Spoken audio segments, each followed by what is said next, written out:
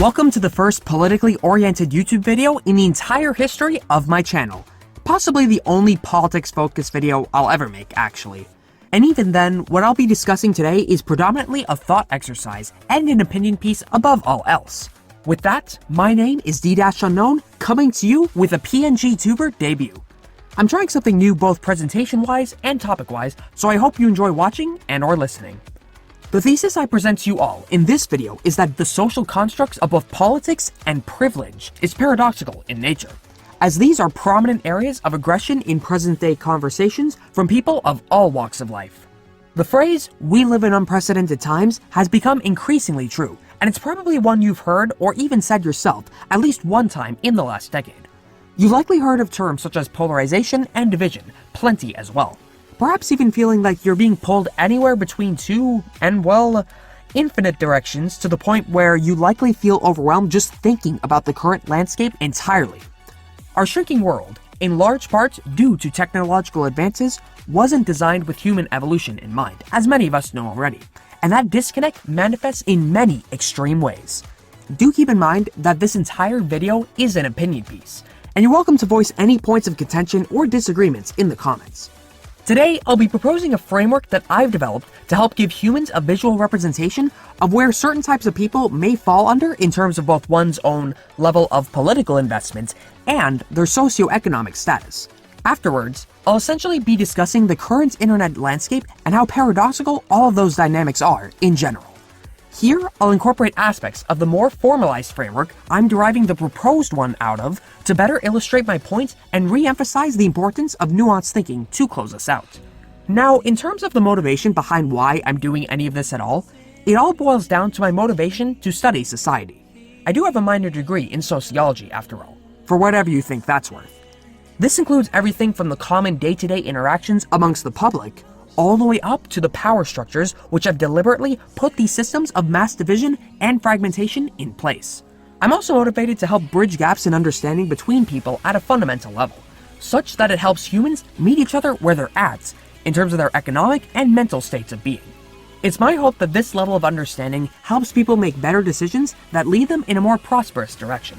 More specifically though, I aim to point viewers in a direction that will steer them clear of more dangerous paths, such as harming oneself, harming others, or numbing oneself to everything to the point where they're essentially going through life living as essentially a lifeless husk. It's these systems that socially engineer the day-to-day interactions and states of being in common folks, such that it benefits both the systems themselves and the people who uphold them.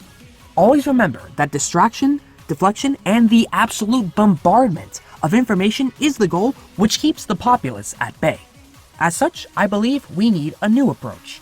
New ways of thinking, implementing, and action are all required to more thoroughly critique these systems in a form that's more digestible, which is where my framework comes in.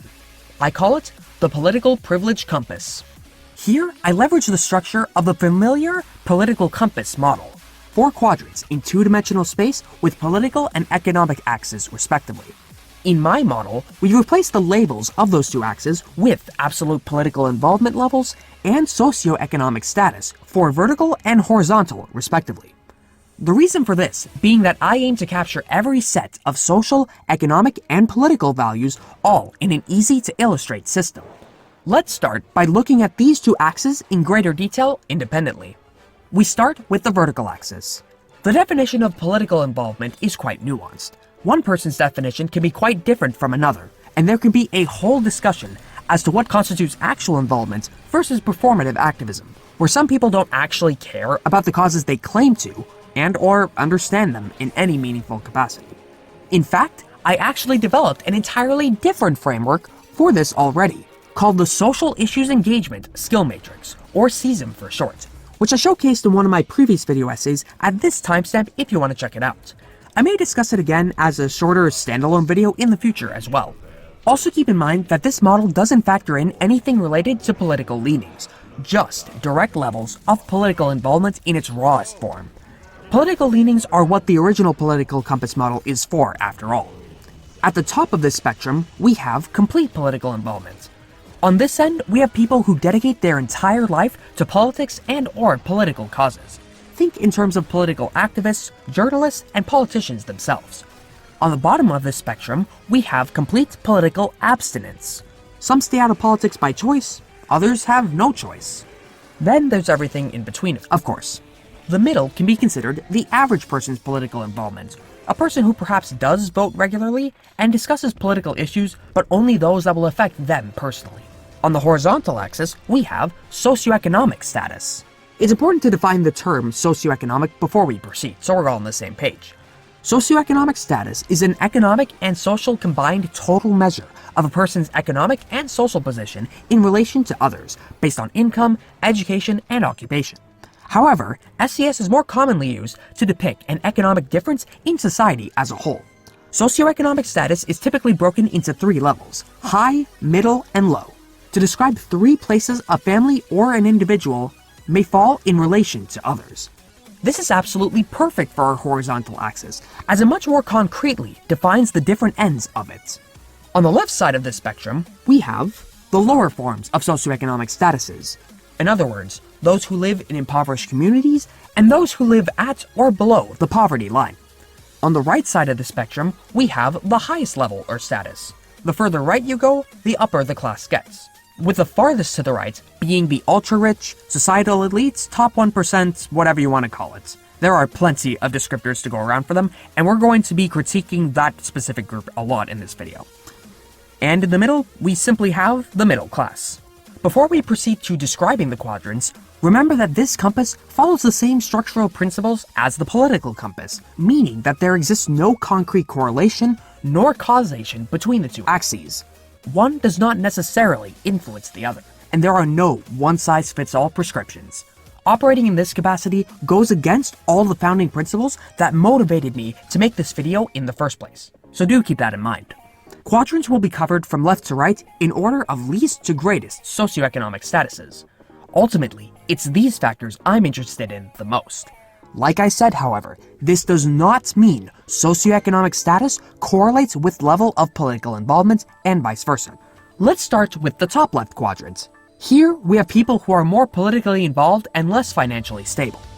People in this category are likely a part of one or more marginalized groups, and or rely on government-funded programs for survival, to name a few scenarios. In that latter case, how effective those programs are determines where a person would be positioned horizontally. Most people in this quadrant exist in an ecosystem where they have no choice but to care about politics, since social structures like governments, insurance companies, and workplace politics govern their day-to-day lives. This quadrant is, in my opinion, the best encapsulation for oppression by design. People in this quadrant have to deal with oppression being embedded into existing socioeconomic structures. There's a vetted interest in our power structures to increase the wealth gap, pushing people in this quadrant further and further to the left to limit their ability to take control of their own lives, thereby upholding the status quo. From this perspective, being apolitical is viewed as a luxury only the privileged have, and are the most staunch believers that everything is political, since everything political affects their lives the most. Some example demographics that could go in this quadrant include segregated and impoverished communities, especially various Black communities, those with disabilities and may rely on disability benefits as a result, refugees seeking asylum, immigrants trying to build a better life in a developed nation, particularly first-generation ones, and those who rely on certain types of financial aid from the government as a form of income for taking care of their basic needs. I'll read an excerpt from an Ontario region to further elaborate on the topic of financial assistance from the government, as I approach such topics from a Canadian perspective ultimately. Social assistance in Ontario consists of 2 programs. Ontario Works provides income support and life stability support to eligible York Region residents who are in temporary financial need, and the Ontario Disability Support Program, which provides income support to people with disabilities delivered by the province. So here we see that both life stability and disabilities exist under the provincial funding umbrella, you could say. To qualify for Ontario Works financial assistance, you must be at least 16 years of age, be an Ontario resident, have assets no greater than the limits set out in the program, and that's one of the key components of it, be in financial need, so you have to demonstrate financial need, and participate in employment activities. To qualify for the ODSP income support, you must be at least 18 years of age, be an Ontario resident, have assets no greater than the limits set out in the program. It's those limits that really do define who does and doesn't get such funding. demonstrate financial need again, and meet the program's definition of a person with a disability or be in a member of a prescribed class. So, who is and isn't defined as a person with a disability is ultimately determined by the government's definition. And then when it comes to emergency assistance eligibility, you may qualify if you live in Ontario and are not a visitor or a tourist, are in crisis or emergency, and do not have enough money for things like food and housing. For example, a crisis or emergency includes situations where you've been affected by, let's say, COVID-19, eviction, an abusive relationship, or just generally worried about your safety, or have emergency authorization to be in Canada for humanitarian reasons. And this includes Ukrainian migrants arriving or remaining in Canada under the Canada-Ukraine Authorization for Emergency Travel Pathway. So here in Ontario, we have support for incoming Ukrainians who are most likely victims of the Russian-Ukraine war. As an example when it comes to geopolitical affairs. Moving on to the bottom left quadrant, we see the combination of political abstinence and poor socioeconomic status. Similar to the top left, people here often experience extreme economic hardship as well as poor living and or working conditions. However, these people either choose to or are forced into long working hours to gain an income instead of engaging in political advocacy. Many who walk this path are quite functionally fatigued after a long day's work or are preoccupied with other non-political hardships way too intensively to even consider caring about politics. They physically and mentally do not have the energy to think about anything else other than survival in the short term because of how draining their working lives are. From this perspective, it's the ability to engage in political activity that's viewed as a luxury, where only the privileged who have their basic needs met get to participate. The best approach to highlighting examples of people in this category are to focus on their financial situations. I would argue that the majority of the working class populates this quadrant, including those who work paycheck to paycheck, those who often seek out extra hours and overtime pay, and especially those who work multiple jobs to make ends meet. We can also extend this to include those in massive amounts of debt, especially student loan debt. It's a pick your poison battle there, unfortunately. I believe the majority of former students would just bite the bullet, get to work, and pay it off years later, rather than advocate for student loan debt forgiveness, simply because it seems more likely that this debt will go away faster by working jobs for income. I do believe that's the mentality that some students operate from. I'm in a much more privileged position to where I actually don't really have to worry about this as much. So I really can't speak from first-hand experience. Moving on to the right side of the political compass, we have the upper right quadrant. Herein lies people who are both politically involved and have a high socioeconomic status. This is where most political lobbyists and most politicians reside, where an immense amount of privilege and political power is at play. We can also throw in influential figures like celebrities who very much choose to get involved politically. I'd wager that almost everyone in this quadrant gets involved politically by choice. Now is an appropriate time to mention that there is a lot of nuance on this vertical axis, where people can have quite differing opinions on what exactly constitutes political involvement. What may be seen as genuine involvement to one person may be viewed as performative and disingenuous to another. There could be people pretending to care about political causes while not providing anything of substance to the conversations or the movements they claim to support. From this perspective, people in this quadrant know they have the ability to engage in politics at their discretion more than anyone else. What they choose to do with that power and influence is what matters the most. I can give two extremely concrete examples of political entities that belong in this quadrant. In the absolute top right quarter of this compass, we have Donald Trump and Elon Musk, the absolute embodiment of the top 1% in terms of values and specialized interests. Trump is absolutely infatuated with executive orders, given how many he's signing at a ludicrous pace. Trump just dropped 7 executive orders on education, and we need to talk about the 3 biggest bombs he dropped. And so first up, you've got an EO that's aimed at the accrediting bodies that set standards that colleges and universities must meet to receive federal financial aid from students. And notably, this is something that Trump talked about during his presidential campaign, with him describing the action against the accreditors as the secret weapon to weed liberal influence out of higher education, and also claiming these organizations had allowed US colleges to become, quote, dominated by Marxist maniacs and lunatics. And so now with that, you have this executive order claiming that accreditors have not only failed in the responsibility to determine which institutions provide a quality education, but also that they have, quote, abused their enormous authority. And as far as what kind of abuse, well, the order seems to be mostly aimed at DEI practices, which notably some accreditors have already dropped or stopped enforcing in the wake of the broader Trump crackdown. Even as the legality of that crackdown is being challenged in court, with a judge today, for example, partly blocking earlier directives that threatened to cut federal funding for K-12 schools with DEI programs, or with a judge saying that the administration had not adequately defined DEI, that it had overstepped its authority over local schools, and that its policy threatened to restrict free speech in the classroom. But in any case, right back to the executive order, what we're seeing is that it specifically asked the Secretary of Education to hold creditors accountable for what it called unlawful discrimination and other violations through denial, monitoring, suspension, or termination of accreditation recognition. Though, at the same time, you have the order calling for prioritizing intellectual diversity among faculty. And then on top of that, it also aims to get new accreditors recognized, supposedly to encourage more competition. Right in there, saying the process needs to be updated so it's efficient and not unduly burdensome. But with all that, and given Trump's previous comments, we might expect to see even more action being taken in this arena. With a saying, for example, the Associated Press noting that the order is the opening salvo in what could be a lengthy battle to overhaul the accrediting industry. But that said, it brings us to executive order number 2 we need to talk about, and that calls for the Education Department and the Attorney General to step up enforcement of Section 117 of the Higher Education Act, which notably requires colleges and universities to disclose foreign gifts and contracts valued at $250,000 or more. With that order claiming that action needed to be taken because higher education institutions in the US, they have routinely violated the law, and stating that non-compliance will result in appropriate federal grant funds not being provided. In case in point there, just last week you had the Education Department demanding records from Harvard on foreign financial ties spanning the past decade, with us seeing them accusing the school of filing incomplete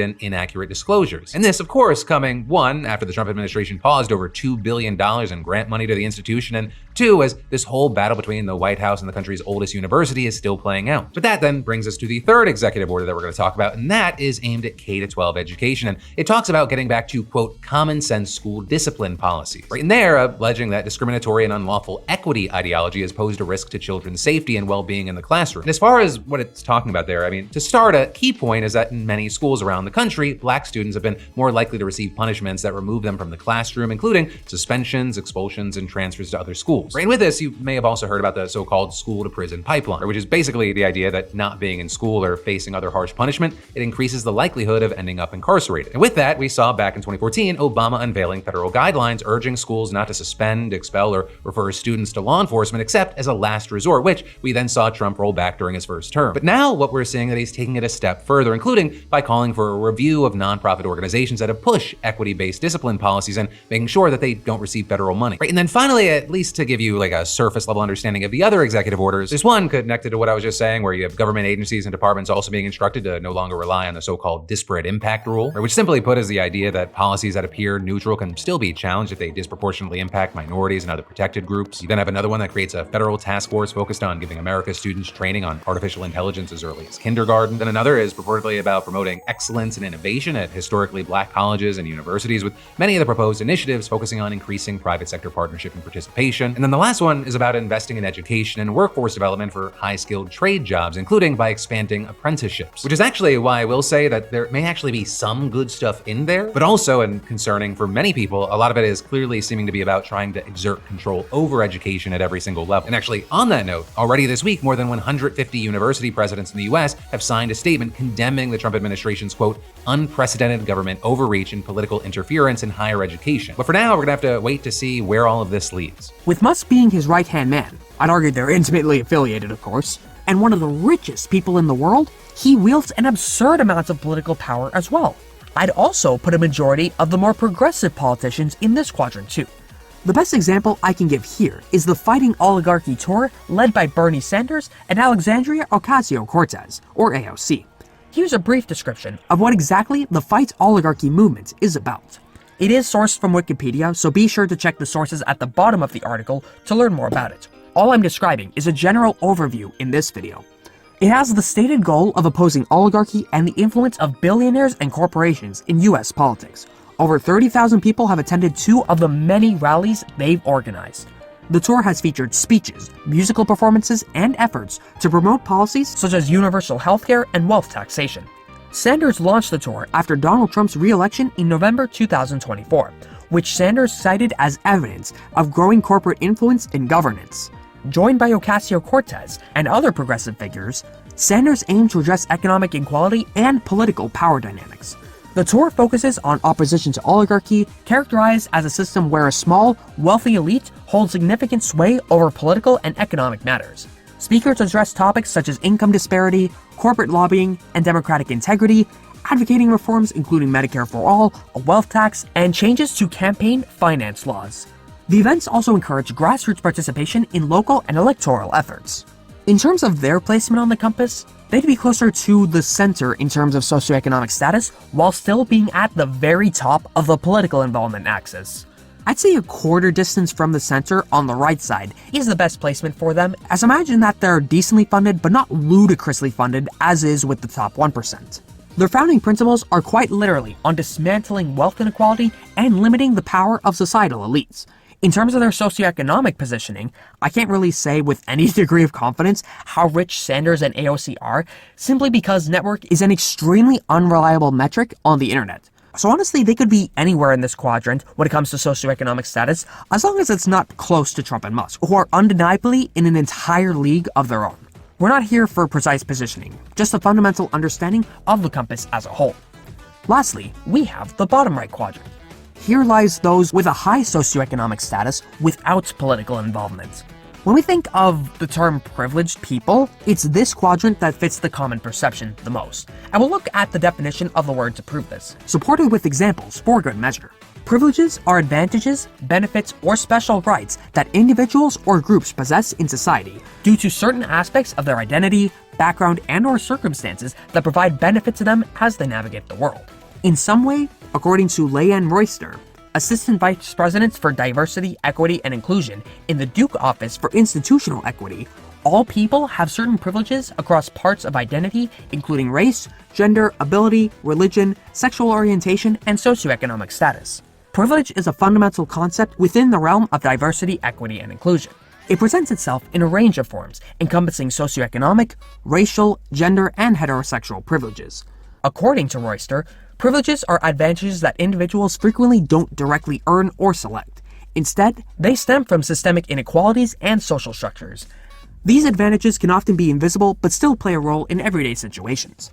For example, Royster said privilege can manifest in various forms, such as shopping alone in a store without being followed, celebrating a romantic relationship with family, friends, and colleagues, and having your entire neighborhood accessible to you.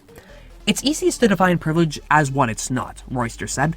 It's people not having to go through their day with deep work around navigating a system. People in this quadrant are the most free to choose political abstinence, since they're able to live a life with much more financial freedom and stability. The further right in this quadrant, the more expensive their lifestyle can be, ultimately. From this perspective, they can afford to not care about politics because of their high socioeconomic status, and therefore choose to abstain. The most stereotypical example here is the nuclear family, your standard heteronormative husband and wife, with any number of desired children, the white picket fence life, if you will.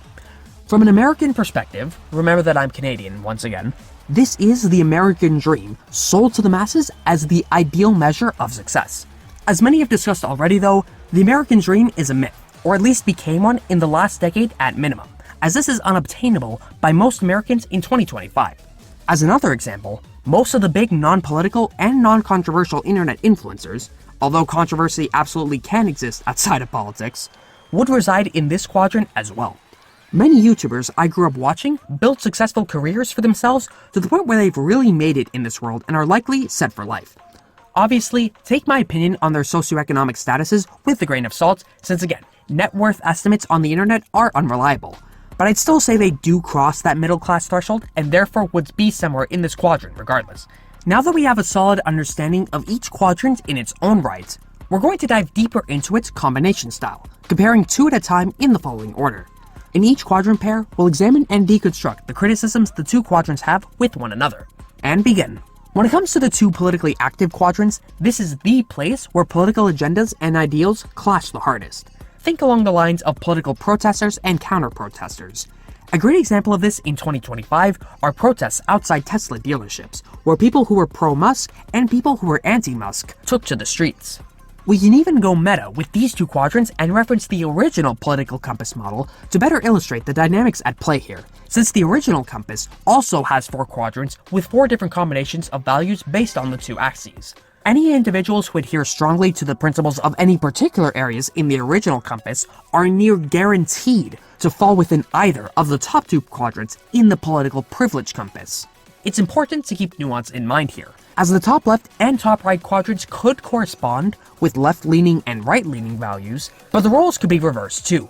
There absolutely do exist rich progressives and poor conservatives. For example, certain working class people who would exist in the top left quadrant did vote for Trump, believing that he would implement policies and pass legislation that benefits working class Americans. Conversely, Bernie Sanders and AOC are more likely to be in the top right quadrant since they're doing quite financially well as politicians. This is what I mean by no correlation, and that is one of the key takeaways from this video. Next, we look at the top left versus the bottom left. Here is where infighting amongst the less fortunate take place, in terms of whether work or political advocacy is more important, but also extending physically into what I'll call poor on poor crime. I'd argue that the existence of the left side of this compass is engineered by a subset of the top right quadrant as a way to further strengthen wealth inequality and widen the class gap. At the same time, other folks in the top right quadrant, such as Bernie Sanders and AOC, have the potential to reverse this course, so do keep that nuance in mind. Folks in the top left may tell the bottom left that the solutions to their problems require political advocacy and, in some extreme, non-nuanced cases, say that working under capitalism is contributing to capitalism and by extension their further oppression. Meanwhile, the bottom left may tell the top left that politicians and policy won't save them since they'll never come to fruition and are essentially pipe dreams, fantasies, sunshine and rainbows, any of those phrases essentially. Instead, they'd say that poor people need to pull themselves up by their bootstraps and work long hours like they do. This is the embodiment of the no free lunch crowd who is fundamentally against what we'd call handouts, which is a talking point I believe is propagated by the 1%. Prescribing to either one of these two belief systems in their entirety are rather short-sighted, non-empathic, and ultimately harm more than they help. You've got to pull from both, and pull respectively from both at that. In terms of the top left versus the bottom right, herein lies the greatest privilege disconnect entirely. I would argue that the bottom right quadrant has the least amount of awareness when it comes to their socioeconomic position. Some individuals strike it rich, but either lose sense of where they come from, if they did come from humble beginnings, or were simply born into wealth and privilege so they never really knew what it was like to face economic hardship. Again, not applicable to everyone in the bottom right quadrant, of course. My point here is that the current system put in place just so happens to benefit people in the bottom right quadrant the most on average.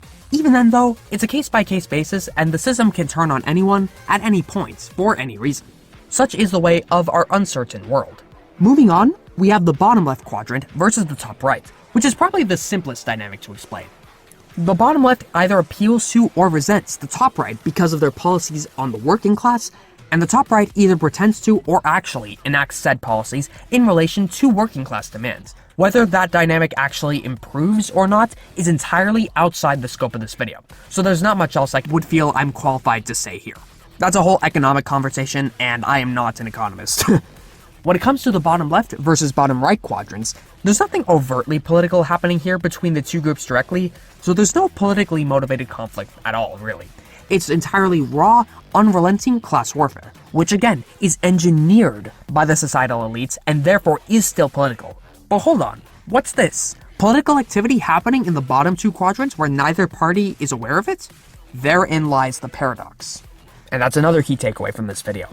The best example I can give here is the classic story of Robin Hood as motivation, where some poor working class people resort to stealing from upper class people, since in some cases, they may be easier, more vulnerable targets than people in the top right quadrant. I'm not saying it's morally right, of course, and at the same time, we need to acknowledge that this is the justifier that some less fortunate people use to attack more fortunate people. It's all in an effort to scapegoat the less fortunate as a collective, since that's beneficial for upholding our current power structures. Lastly, in terms of top right versus bottom right, there's not much political conflict to be had here since the bottom right doesn't engage in politics much. As mentioned previously, practices implemented by the ultra-wealthy typically benefit the upper class, so people in the lower right quadrant would more so be in the upper class. We can also throw in the real unjustifiable handouts here, as governments do often give bailouts to corporations and to a lesser extent banks, which there may be some nuance there when it comes to banks, but once again, I'm not an economist. That being said, there can be cases where people in the bottom right quadrant can get screwed over by policies or practices enacted by the top right quadrant, which decreases their socioeconomic status substantially. And it may even politically mobilize them too. This is the case with Luigi Mangione, alleged murderer of the United Healthcare CEO Brian Thompson. He did come from a wealthier background, but still got screwed over by the predatory, for-profit health insurance industry. I'll link a source to give just the facts about what took place, plus some mainstream opinion pieces that are honestly quite out of touch, as well as give a shout out to a much better source of information on this, from a channel called Status Quo News, for continuing to cover this story with the utmost depth it deserves, among other stories tangentially related to other aspects of this video. I got inspired to make it from them as well, so it's the least I could do to demonstrate my gratitude towards them. That about wraps up my description of the political privilege compass. Where do we go from here, and what are the key takeaways from all this? Remember that the thesis of this video is that various perspectives on life, pertaining especially to politics and privilege, all culminates as a paradox. This is not a video meant to shame those who are more privileged than others. They aren't often selected or earned, after all. Instead, it aims to deconstruct all the hostility surrounding privilege or lack thereof, and providing an alternative way of thinking that's healthier and more productive, a prerequisite to more productive conversations and especially a better world. Now I'm going to do something interesting and use myself as an example of privilege. I have the privilege of both attending university and working at that same university as a graduate student currently. I'm also currently writing and recording this video in the spring/summer months, where I currently have a lot more free time. I also recently upgraded to a $700 graphics card, in Canadian dollars I should say, which allows me to render videos almost 5 times faster than with my previous graphics card, and to actually stream more graphically intensive media later down the line. As my old graphics card, while it is still usable, it just can't handle the operations that I like it to anymore. Next up, come June 5th, 2025, I'm going to become a fandom hyperfixator, likely until at least September. Deltarune Chapters 3 and 4, as well as Phineas and Ferb Season 5, and the release of the Nintendo Switch 2 plus Mario Kart World, the latter of the three I will not be getting myself, but I will be watching YouTubers cover it, are all releasing that same day. It's crazy. It's also quite poetic that all 3 of my favorite hyperfixations I was hyped about in 2024 all converge at once. You will not be seeing video essays from me for a few months, at least after that point, most likely. But we'll see what happens. The fact that I can take time to enjoy all of that this summer before I head back to university in September exhibits an incredible amount of privilege. Now the question there is, would I be helping anyone if I suddenly forfeited all those privileges to satisfy the crowd that criticizes me for existing as a privileged individual? Of course not. Therefore, having privilege doesn't inherently make you a worse person. It's all about how you use privilege. Again though, I'm not here to dictate to you how to use it. There are other groups of people that would tell you what is the responsible way to use your privilege, but I'm going to take a more open-ended approach. If you were to ask 1 million people on what's the quote-unquote best way to use your privilege, you'd likely get more than 1 million answers, and it becomes unsustainable to mentally process. I definitely do not have all the answers or solutions for such complex questions, but what I can offer is an approach for you to try out internally, involving the mind, the spirit, and the soul. The point of the political privilege compass framework is to foster a nuanced interpretation of how other people live their lives in this world, and do away with what I'm going to call the good and bad blind spots. What I mean by this is that it's important to not blind yourself on anything bad people that you deem as good do, and any good that people you deem as bad do. This should all be in an effort to build an understanding, along with building up a tolerance to reserving judgment, or at the very least, not necessarily acting on your judgments or your feelings of judgment. I wholeheartedly believe that the ego can be acknowledged and compartmentalized for a time without sacrificing one's values. Again, I'm not telling anyone to necessarily diminish their ego, but as my headspace meditation practices say, awareness and compassion go hand in hand. Think of the mind as a still pool of water. Each thought is like a raindrop. It creates a ripple on the surface. If it starts raining very hard or it's perhaps a little windy, then the pool might become so cloudy that we can't see what's on the bottom. But the potential to return to our still pool of water is still there. In fact, by training the mind, the ripples naturally begin to slow. And as the surface of the pool becomes still, it gets easier to see what's beneath the surface. Sometimes we might like what we see, at other times, well, maybe not so much. Now, occasionally finding things we don't like may sound off-putting, but it's really important, because it's part of letting go of those things. Accepting what's in our mind also helps us to be less critical of ourselves. It can even help us to be less critical of others. So we start to feel more content in life, to experience more harmonious relationships, and to be more at ease with the world around us. And I wholeheartedly believe in that as a truth. There's no one-size-fits-all approach. So instead, I'd like to offer you some words of assurance and validation that you don't need to act in an exact way to be, quote-unquote, on the right side of history, or to fit in with particular crowds, or maybe even some other external factor motivating you to operate the way that you currently do, but in a state of being that you wish deep down you weren't stuck in yourself.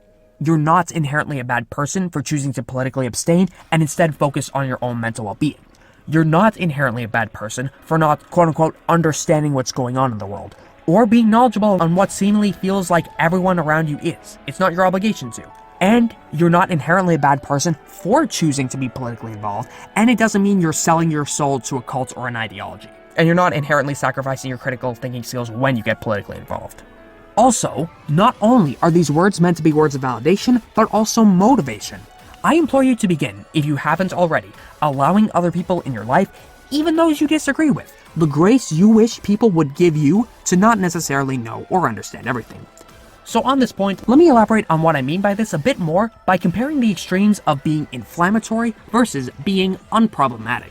We live in an age where, especially on the internet, we're non-verbally sold this idea that being incredibly inflammatory is financially and morally lucrative. And this spouts some general schools of thought in those who consume such content. Some choose to go into that full throttle, such as grifters, for the sake of being inflammatory, and some others genuinely become more inflammatory as a core personality trait because they feel that's the morally right thing to do in their minds.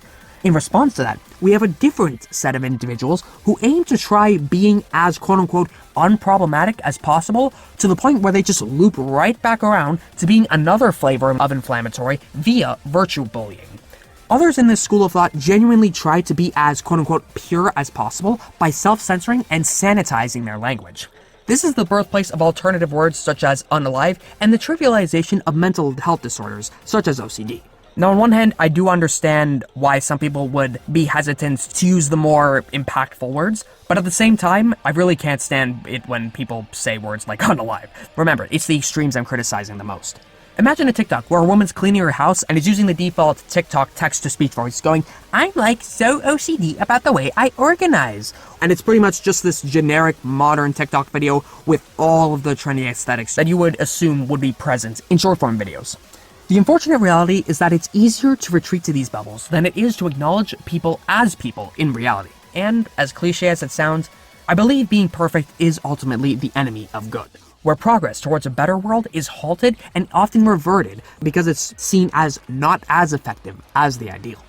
As such, it's important to find spaces which offer healthy community dynamics which allow for growth, the allowance to make mistakes, and, this is the most difficult part of it all, extend a hand of mercy even to those you'd feel don't deserve it. I'll let Dr. K from Healthy Gamer GG elaborate on this further. Y'all, I cannot stress this enough. We are screwed unless someone starts being nice to someone who doesn't deserve it. We're gonna keep going down this road, and boy, are we fucked. Things are gonna get worse. Mass shootings will continue. Sexual violence will continue. At some point, we're gonna see a female mass shooter. Mark my words. That's a divide that we're getting closer and closer to crossing. We need to, help each other. We need to support each other. Because anytime I look outside, I don't see that one group of people is like, yay, my life is so easy. Everybody's getting crushed. And the only way that we get through this is if we work together. Check your impulse before you tweet at someone who you think is a POS. Right? No snowflake thinks it's responsible for the avalanche. And if you are someone who thinks that the world is going to hell, if you're a man who thinks that feminism has destroyed the world, or you're a woman who thinks that all men are evil, this is what's really bizarre. You are a piece of that equation. Right? There are men out there who are hurting right now that as a woman, you can demonstrate some amount of compassion. As a man, if some woman demonstrates compassion and you catch feelings for her, that is not an excuse to violate her boundaries. We both have, like, this is not going to work unless it's an all hands on deck kind of thing. So I encourage each and every one of you to really think about your reactions. And in my mind, it is unequivocally wrong to engage in deepfake pornography. Right? Like, this is like, the data is like clear that it's quite damaging. Notice how Dr. K maintains a level of compassion while still condemning abhorrent actions that have data to back them up. Let this be another key takeaway for you all. You can demonstrate compassion and tolerance for other people, meet them where they're at, respect the right to exist, and that their needs deserve to be met without condoning abhorrent behavior. You do not need to sacrifice your morals or values to meet your social needs. All we ask of you is to examine and deconstruct them from time to time, so you can build them back anew with more solid, robust foundations. While you're at it, build it back in a way that works best for you in terms of what your interests and passions are. Helping make the world a better place can be done in limitless ways after all. So never underestimate how impactful and rewarding enacting a single act of kindness, leveraging the skills you enjoy using, can be. Many are out there living their best lives, doing what they love, and by that extension, doing their part to help society already, some without realizing it. Are you? And if not, will you? That's the question that I pose to you all. This video is meant to be the culmination of a ton of political content I've consumed ever since Donald Trump got elected, and especially since he was inaugurated. For better or for worse, I found myself increasingly stuck in a political slop loop, but not in the way that most imagine it. Back during the days of me watching content from the people I shouted out in my 2022 Year of Revelations video, I subbed to them on my main channel and my feed began to reflect that, as such to the point where other people and types of videos I wanted to watch essentially got thrown to the wayside, replaced by a lot of recommendations that began chipping away at my mental health. Sometime after, I devised a solution for achieving a balance between staying informed and staying sane. Create a variety of channels for the purposes of multiple subfeeds and subscription sets. For me, these range from music to learning to listener-friendly videos and to commentary channels as specified before. This way, I can more concretely define all the types of media I want to consume and switch to them at my heart's content. This system allows me to discover more music, learn a new skill, find informative podcast-style videos for me to listen to as I work on other tasks, and then there's the commentary feed. Ultimately, while it was healthier for me than the single main feed default with all the political and commentary content flooding that, it's also a double-edged sword because it became more of an obsession, since there was a concentrated space I could easily go to for nothing but political commentary. And slop is quite lucrative since it's akin to junk food, and even I'm susceptible to such slop as well. Once again, a nuanced take on slop, but there is some of it there at the very least.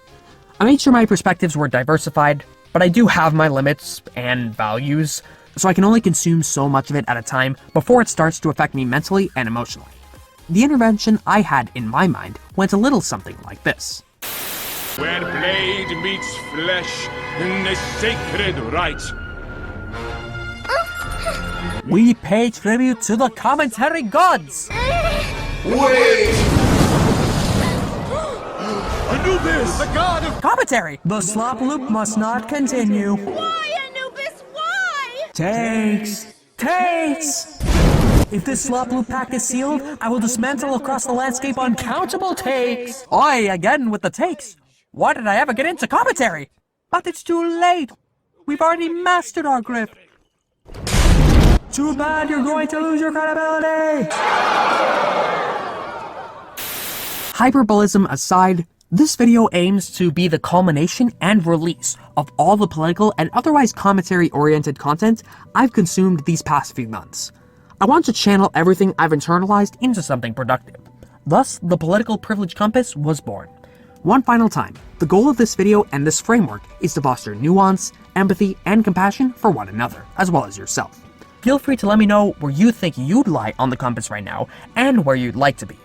I'll close off this video with a little montage I've prepared to give you a little glimpse into how chaotic my headspace was throughout my political slop loop, and how I'm breaking out of it. In closing, June 5th cannot come soon enough. Thanks for watching, peace out, and remember this.